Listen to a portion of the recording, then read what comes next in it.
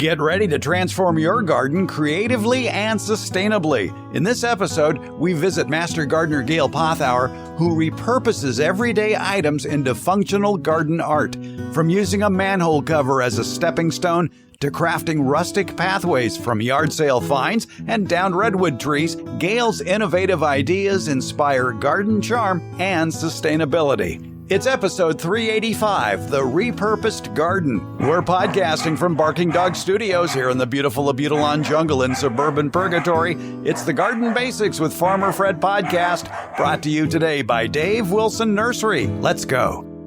How many of you are using appliances or items from around the house in your garden? A lot of them have some very good uses. And one person I know who does that extensively, and she has a beautiful garden. You know her, you love her. Our vegetable expert, Master Gardener Gail Pothour, is with us, and we are in her backyard. And Gail, as we enter your garden, I see manhole covers. Yes, I have a manhole cover that is the prominent stepping stone up into my native area. And that is followed then by what look like other stepping stones, but made out of trees. Right. We had a couple of mature redwoods cut down a number of years ago. And so we had them cut into coins. So it's made stepping stones all through that native area. Stepping stones are a great idea because you're not compacting the soil and you're keeping your feet dry too during the rainy season. Correct. Yeah. And I just like the looks of it. Well, let's go see what else you've repurposed here in your garden. Now, it's always a good idea, and you've done this extensively here in your backyard garden, is border all the plant zones. Maybe they are plants that have the same watering requirements or from the same genus, but it's very nice just to have that delineation. Now, here you are bordering an area, and you called this urbanite? Urbanite, yeah. Broken up concrete is apparently called urbanite. It's a classier name than concrete. But we had a sidewalk taken out 20, 30 years ago, and I can't throw anything away, so I had to reuse it. So I used it to border several beds in my native area. Very nice. And it's about, 2 inches thick or so? Whatever the county standards were for boring sidewalks back then. Yeah, maybe 3 inches thick, it looks like. And they're all about 12 by 12 or so. Mm-hmm. Yeah, they're a random sizes, so it was like putting a puzzle together, trying to get them to fit together. And because it's back here in the shade of oak trees, it's got some moss on it, so I kind of like the look. Now, what's nice, too, is you have a rather extensive property that goes back into, I'd call it a wild area, but in that wild area, you could also have wild animals that I would think would want to visit your backyard. Oh, yes. We have wild turkeys. I haven't heard them yet this morning, but wild turkeys are back there. They're frequently in my yard. We have had coyotes. I have a fox. Apparently, there's a family of foxes that live down there. And then the usual raccoons and skunks and rats and things like that. Now, I just noticed something that you have next to this chain link fence you have to keep the wildlife, well, at least slow the wildlife down. It looks like you have taken a metal pole and stuck a birdhouse up there. It's a bat box. A bat box? Uh-huh. No, nothing has ever taken up residence in it, and it's been up for probably 40 years, but it's an attractive garden ornament. Yeah, exactly. It's up about, 20 feet or so. Yeah, I'd say. And I think part of the problem now is the oak trees have grown up and have kind of blocked the entrance. So that may be deterring the bats from taking up residence. I don't know. Do you still have bats around? We do, apparently, just not in my box. All right. Well, that happens. One thing I would like to point out, too, is speaking of repurposing, is your mulch pathways, which are all probably chipped and shredded trees that you've taken out at one time, the leaves that are among your extensive oak collection here. And pathways are great when you're a gardener because if you keep them at the width that you have them, which is 3 feet or more, you can bring the wheelbarrow in. You're not tromping on their root system very much. And it just adds character to the garden. Well, and I like that crunching sound when you walk on it. That and pea gravel, I like that sound. But you're correct. We had the 2 mature redwoods taken out. We've had 3 oaks come down during the time we've lived here. So we have had access to a lot of chips. And I am in desperate need of some more. And I noticed that we do have an oak that's probably on its last leg. So I'll get some more chips later this year. Yeah, that's what whenever I see tree trimmers at work, I go, yes, mulch. Here we go. But good walkways. And I mentioned that you have a lot of borders, and this is a rather unique border. It looks like it's made out of sparkling water, blue bottles. A number of years ago at where I shop, carried this particular blue bottle. I like blue bottles. It had the sparkling water in it. And apparently I drank a lot of them because I have quite a few that I've embedded next to my walkway to define my native area where my dry stream bed is. And it keeps the mulch off the sidewalk. And it's kind of pretty. Yeah, you have 2 rows of them with the back row a little bit higher than the front row of bottles, but it looks very nice. It almost looks church-like, of votive candles. Yeah, kind of. And then behind it, I have reused some clay tiles and have succulents in them. So I like to reuse a lot of different things for my succulents. You're also very fond of globes. I am. I love spheres. Don't ask me why, but I've got them all over my yard in various forms, whether they're terracotta or metal. But yeah, I like globes. Now, here you have a succulent growing, well, it looks like a huge colander. Yeah, it's kind of an industrial strength colander, probably from a restaurant. I got it at a yard sale or something years ago, and it's kind of rusty, but it's got holes all around it. It's a colander. And so I have filled it with cactus mix, and I have a variety of succulents growing in it, and it's got 2 handles, so it's easy to carry around. So yeah, I like to use unusual containers. And it's about, I'd say, 18 inches wide and probably about 12 inches tall. Yeah, pretty much. I think that's about right. But because it's a lightweight aluminum, well, it's rusting, so I don't know if it's aluminum, but it's lightweight and it's easy for me to carry around if I need to move it. And it's a very loose-fitting soil mix you have in there, pebbles and probably some succulent-type soil, so you got good drainage. Yeah, I've got the cactus mix, and then I always like to top dress my succulents with decorative gravel. And you have this next to what you told me is an old headboard. A wrought iron headboard, yes. We have 2 shelves that are attached to that, and I display my potted succulents on it. And it weathered pretty well. It's usually under the eaves of my house, and it's starting to rust, but it kind of gives it some character. I take it you cut down the legs a little bit if it was a headboard. I think originally it was much taller. Well, no, actually, I have another piece that I use in my garden, and it was too short as a headboard. You couldn't really see it. The beds are taller now than they used to be. And so that's why we decided to use them out in the garden. And yeah, the one with the shelf, I really like that. And then the one in the garden, I use it to either grow up like maybe a squash that would vine a little bit, or I'll use it to define between 2 different crops. I think this year I'll put it between my corn and my potatoes to kind of define the area. Now, I noticed that you've also taken your spare PVC pipes and made a very nice framework around your citrus trees. You have 1, 2, 3, 4 citrus trees. And around my blueberries, too. Oh, very good. Yeah, you do have them around your blueberries. And that is an excellent permanent structure, as permanent as PVC can be, right, for throwing frost cloths over it. Correct. And that's what it was intended for the citrus, although we haven't used it in recent years. And then around the blueberries, it's so that I can put shade cloth over it in the summer because it gets the hot afternoon sun. My next quest is to figure out how to paint aged PVC. It's white, stark white, and I want to kind of camouflage it, paint it a color that's not quite so distinct, but it's old PVC, and I'm not sure. It's probably, flaking a little bit, so I would have to prime it, or I'm not sure. But that's my next project, or on my list of projects, is just somehow disguise it. I know with watering troughs, if you're using those as a plant container, if you want to paint it, they recommend thoroughly washing it with a plastic scrub brush and TSP. Yeah, I was afraid of that.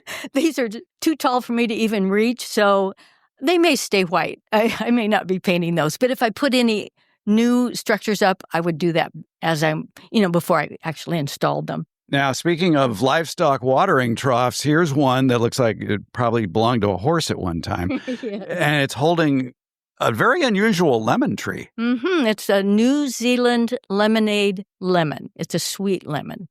And so it doesn't even have a lemon tang to it? It does, but it tastes like lemonade, which is lemon that's been sweetened. It has that flavor.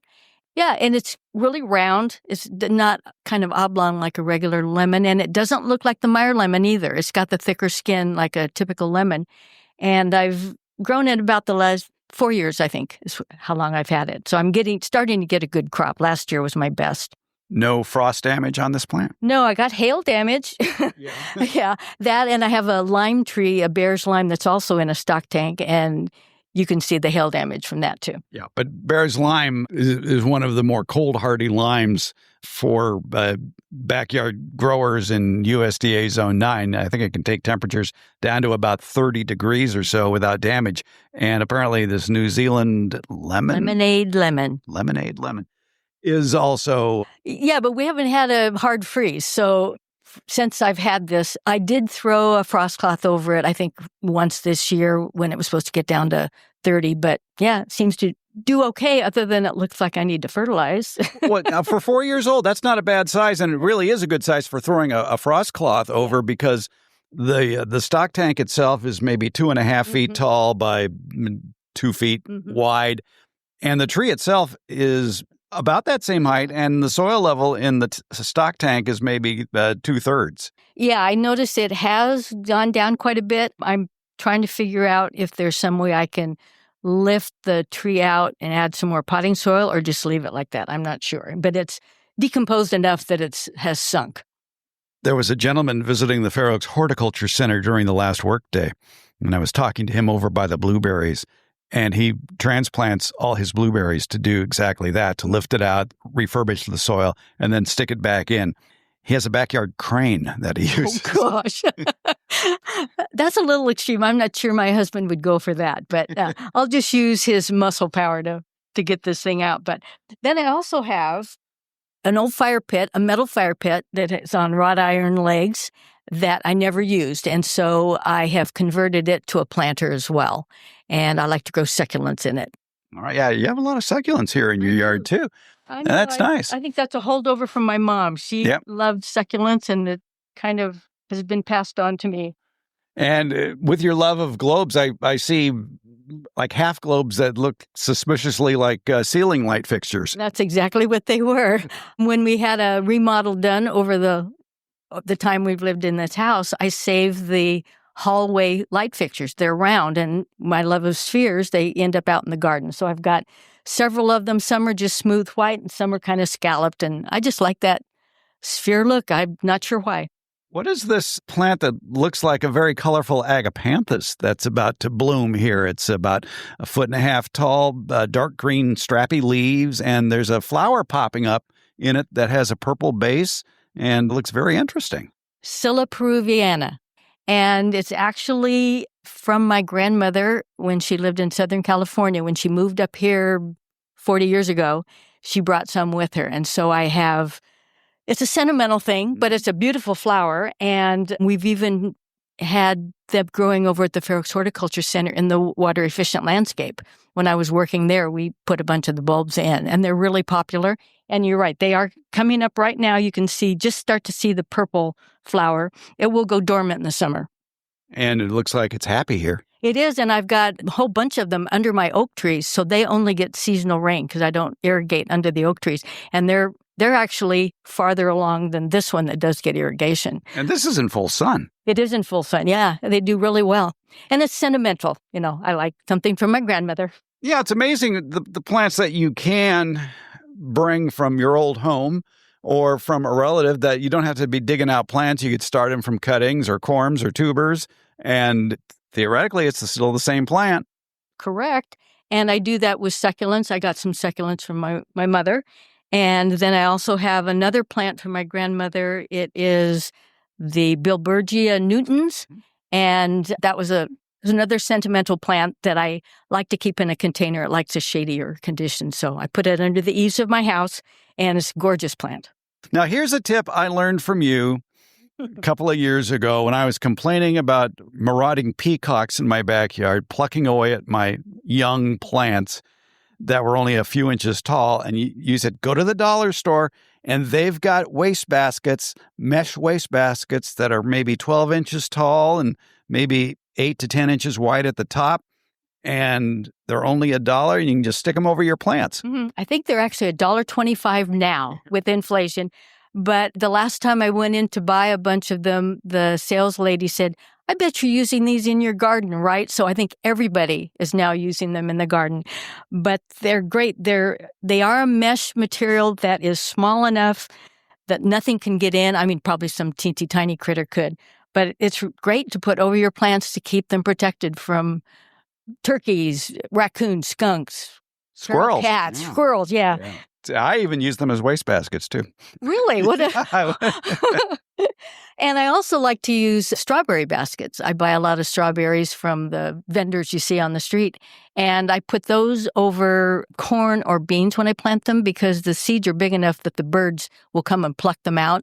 So I'll have a whole row of strawberry baskets protecting them until they come up.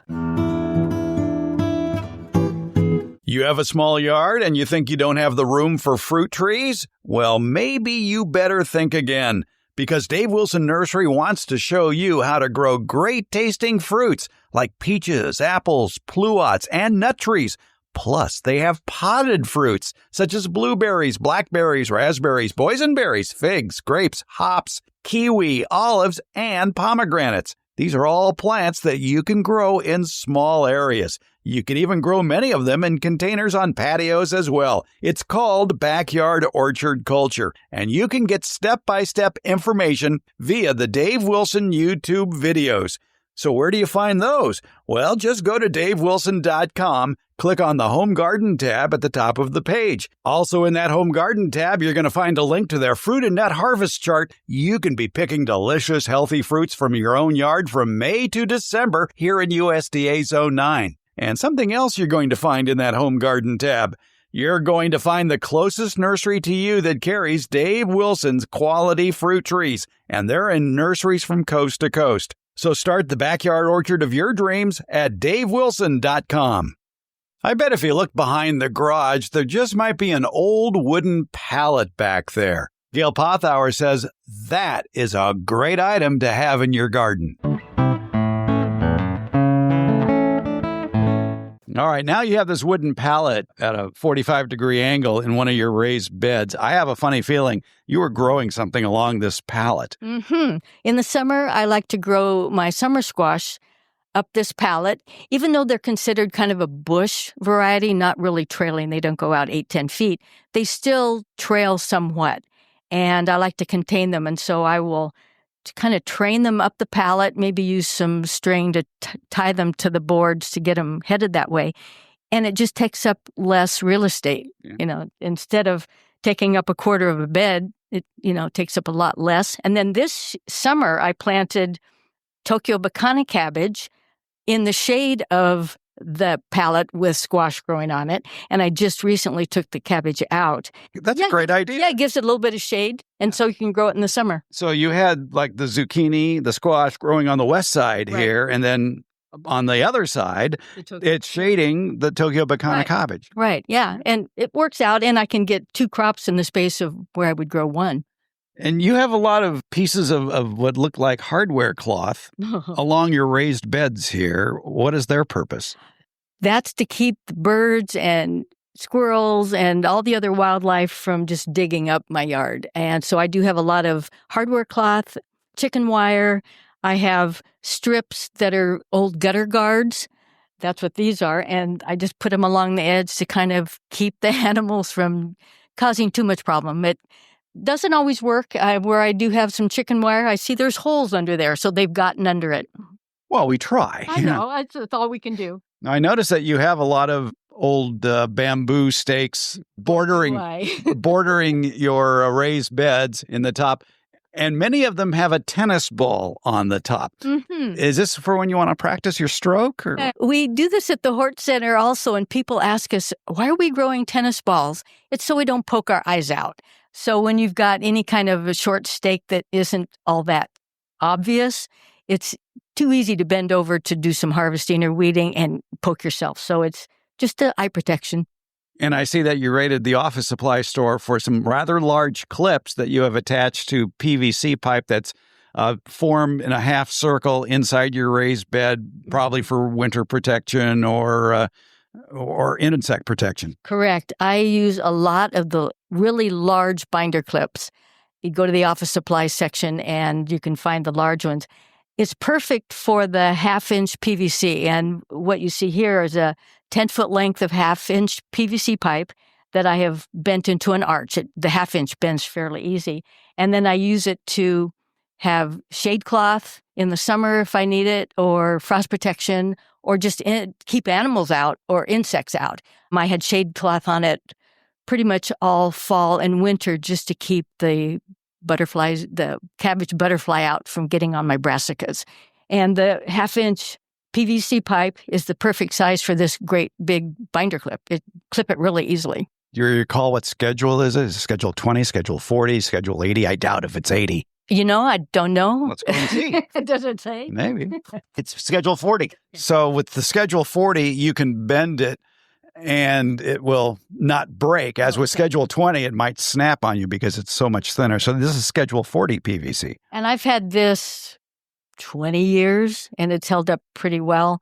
The only downside is the binder clips, if you have them out in the wintertime, which I did, will rust. And so my PVC is getting a little rust. But hey, it's a vegetable garden. I don't care. And besides that, clips are fairly cheap. That's right. But I use a lot of binder clips just everywhere, on my cold frame, if I have to clip something to that pallet, it can take the thickness. So yeah, I use a lot of binder clips. All right, let's go take a look at your greenhouse. Now, this is a very nice greenhouse built by a local craftsman many years ago who specialized in it. Unfortunately, he's no longer with us, but I'm jealous. I mean, this is really nice. And the floor of your greenhouse is nice, too, because it's brick. Yeah, my husband and I did the foundation before Sierra Greenhouse, before they constructed it here. Looks like brick. It's a concrete paver and just on sand. And it's similar to what we did with our brick patio, yeah. Well, that's easy for cleanup. Yeah, oh, absolutely. It does get moss growing on it. I've been cleaning out the moss because there's no mortar, but yeah, it's really nice. And of course, on your utensil shelf here in the greenhouse. And this is nice too. You have several shelves of different heights here in this greenhouse. And this greenhouse is what, 12 feet long? It's 9 by 9. It is? Wow, it seems more than that. 9 by 9. I noticed that among your handy utensils that you use, it looks like you cleaned out the kitchen. And, I'm envious of that large pair of tweezers that you have in there for probably plucking little plants. Exactly. A lot of my old kitchen utensils end up out in the greenhouse because I can't throw anything away, much to my husband's dismay, as everything has to be repurposed. I think it's a product of having parents and grandparents who went through the Depression, pretty much. I think it's just ingrained in us. You don't send it to the landfill unless it's absolutely necessary. But I have a lot of, knives and spoons and forks that I use no longer in the house. I use them to pot up plants or to pick out weeds and that sort of thing. And then a lot of other things like an old broiler pan that was in my oven when we got a kitchen remodel. It's now out here and I can put plants on it and there's drainage because it has that top broiler shelf. Yeah, that's very nice. It's a nice succulent shelf that you have here out of what looks like an oversized cookie pan. It is. It's from a college, so it's a big jelly roll cookie sheet kind of thing, but it's twice the size, so it's perfect for putting my succulents on there. And you have a good supply of old chopsticks here, too, because as Debbie Flower has taught us over the years, if you're trying to plant or even pick up little tiny seeds like carrot seeds, if you moisten that chopstick first, and then dab at a seed, you'll only pick up one seed, and then you can just tap it into a container. Right. And it also is great for when I transplant into a larger pot. I use that to kind of tamp down around the side. So I use a lot of chopsticks. I also mark 1-inch markings on a chopstick, and I can, like a ruler. So I use that as a gauge for if I need to see how deep something is, or I want to push a bean seed into a pot. I go down, the 2 inches because it's all marked on there. I like the old paint stirring sticks that are now plant markers. Yeah, plant markers. That was something we used at the Fair Horticulture Center in the vegetable garden, and I raid the paint supplies for their stakes, and I use them as plant markers. I noticed there's a mailbox in your backyard, but the only special delivery you probably have in that are your handy backyard tools to reach for. Correct. I like to have gloves and a pair of pruners and maybe a tennis ball or two and a lot of other things that I like handy. I don't have to go into the garage to get them. And so on one of my shelves, I have an old mailbox, and I keep those so they're close by. And it's not a metal mailbox, it's a plastic mailbox, so it'll last longer outside. Yeah, hopefully. Yeah. And it stays out of the sun, so it should last longer. It wouldn't get, real stiff and crack. You also have an interesting assortment of what could be tripods, but you're saying they're umbrella frames? Yeah. I have a couple of old umbrellas, the ones that were out on my patio, and then when the canvas starts to look tacky, they end up out in my garden to provide shade. Then when they fall apart, I can't throw the frame away. So I can use them as a support for pole beans or peas. One way you can do it is to just open it up like a pyramid and have them climb up that way. Or you open it up and run strings down, and you can have pole beans or peas climb up those. We are doing that at the Horticulture Center this year. How do you support the strings at the bottom? I have one of the rings from wine barrel that I dismantled, and that's embedded in the bottom. And we have kind of wire hooks made from coat hangers or something, to hold it in place. And then the strings go from the top of the umbrella down to that wine barrel ring just to give it some support. Yeah. And then the beans find their way up. Yep. And the peas do too. So if you just look around your yard, look around your house, you too might just be inspired by, I bet I can use this in the garden. Gail Pothour with a lot of inspiration for backyard gardeners, repurposing items from the house and the yard. Gail, thanks for the tour. My pleasure, Fred.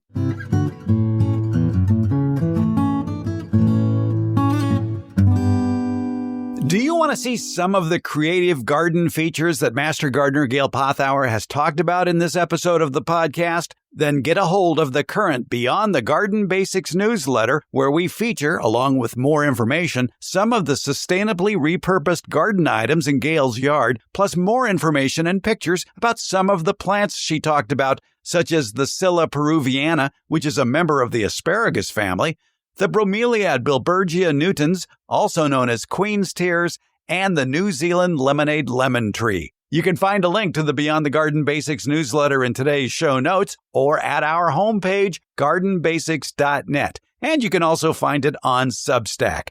It's the Beyond the Garden Basics newsletter. We like to answer your garden questions here on the Garden Basics podcast. We get a blueberry question from Cindy, who writes in and says, back in January, one of my grandsons whipped one of my sunshine blue blueberry plants to the point that about 20% of the leaves remain, which means 80% are missing. I stopped him as soon as I saw him, but it really damaged the plant. Now the buds are coming out, and I'm worried it won't have enough energy to bear fruit. Can I do anything to help my plant recover? We are in the blueberry section here at the Fair Oaks Horticulture Center. We are talking with Suzanne Hambleton, Master Gardener. And Suzanne, if maybe you came across a grandson with a weed whacker in his hand aiming for your blueberry plants, or maybe a puppy started chewing on them, but you saw buds, what would you do? Well, I would try to stop the puppy or the grandson immediately. And then I'd just, I'd let the plant do its thing, just water it as usual and see how it comes out. It'll probably work out just fine. Would fertilization be a part of that recovery or not? I think I would just continue with whatever I would normally be doing with the plant. If it's time to fertilize it, I would go ahead and fertilize it. Whatever you normally do, just keep doing it. I think the plant will survive. What time of the year do you fertilize the blueberry plants here? Well, we have ours on a schedule. I think it is 3 times a year. And we test our pH at that time too, and we amend our pH and we add fertilizer. That is, of course, we don't do that when it's really hot, and we water before we fertilize and we water after we fertilize. pH test will tell you your soil's acidity or alkalinity. Blueberries are an acid-loving plant, and they really like acid soil, and that's usually around 5.5 to 6 on the pH scale. So what do you add to the soil to make it more acidic? Well, after we test our pH, we use elemental sulfur, which is available at all the stores locally. And right on the box, it tells you how much to use. Lower your pH a certain amount to get to where you want to be. I mean, the water here is about 7, so we're constantly having to add sulfur to keep the pH low. That's a very good point. test the pH of your water as well, because what you're applying may be counteracting what you are applying to the soil. Yeah, that's why we have to, we're constantly testing the pH. Yeah, the blueberries here are in the ground, which is a struggle to keep the pH at that level here. The easy way to do it is to grow them in containers where you can control the media, control your soil mix so that it is usually always acidic, but you're doing what you have to do because these are planted in the ground. So basically, Cindy, the answer to the question is leave it alone and they'll come home wagging their tails behind them and you'll get more blueberries and it should be fine. Just don't let your grandson use the weed whacker, if that's what the weapon of choice was. Suzanne Hambleton, Master Gardener here at the Fair Oaks Horticulture Center. Thanks for that. You're welcome. Always happy to help.